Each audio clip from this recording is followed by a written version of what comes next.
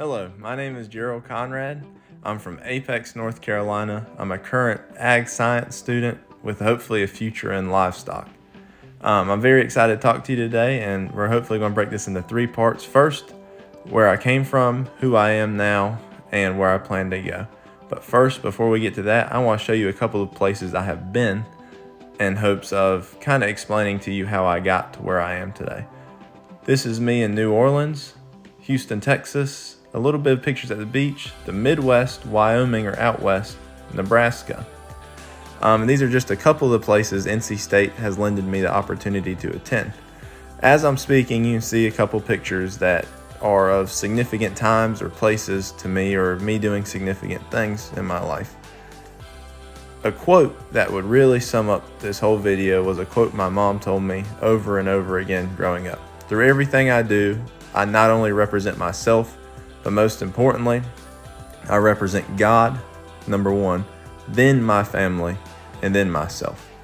And I hope I can continue that tradition, not just today, but in the future. So if you look at where I came from, like I said earlier, grew up in Apex, North Carolina with a strong background in agriculture. Here's me on a neighbor's horse as, a young guy, probably 5 years old, with my dad. It's times like these that really convinced me to go to NC State for agriculture. However, my family also owns a trucking business. So at a period in high school, I was kind of at a T whether or not I wanted to go into ag or trucking. But the huge importance of ag instilled into me kind of pushed me more towards the agricultural route.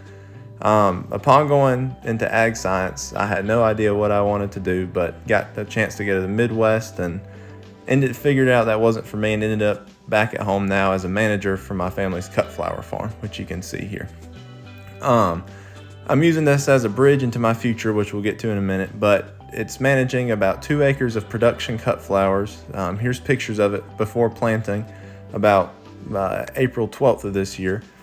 And it's really taught me a lot, just not about myself, but about, what agriculture is and all the different forms of agriculture. Here's it in main production in June of last year, at the bottom of our field below our hoop house. And here's a picture of a peony, or our crop for this year. I'm very excited to bring this crop to our florists and customers.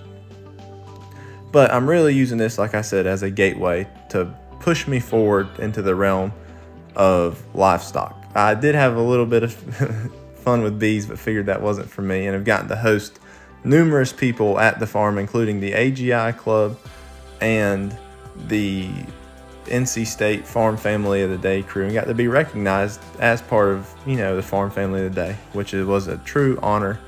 And I'm really hoping to continue this as I move forward into livestock in the future. But back to the future. Like I said, I'm hoping to do livestock, and that would include raising beef cattle and sheep at a property pictured here that I just signed a lease to buy agreement on, and am very, very, very excited to get going. But like John Wayne said, life is hard. It's harder if you're stupid. I'm trying to be smart about how I do things, and to do it in the most ecologically and economically sensible way possible. I'd like to leave everybody today with a thought, and that is, you can do anything you put your mind to, and don't let anybody tell you otherwise. Statistically speaking, it is nearly impossible for somebody my age to be a farmer, considering the national average of farmers is over 57 and a half years old, or in North Carolina, 65 for the nation, which is absurd. But if we continue to do what we're doing, we'll be headed in the right direction. I'd like to thank you guys for listening to who I was, who I am, and who I hope to be in the future. And I hope you learned a little bit more about me, or got an insight onto who I am. And remember, when given the choice, take the high road, and you'd be surprised at where it takes you. Even if it is a little bumpy at first, like this dirt road, they lead to amazing places.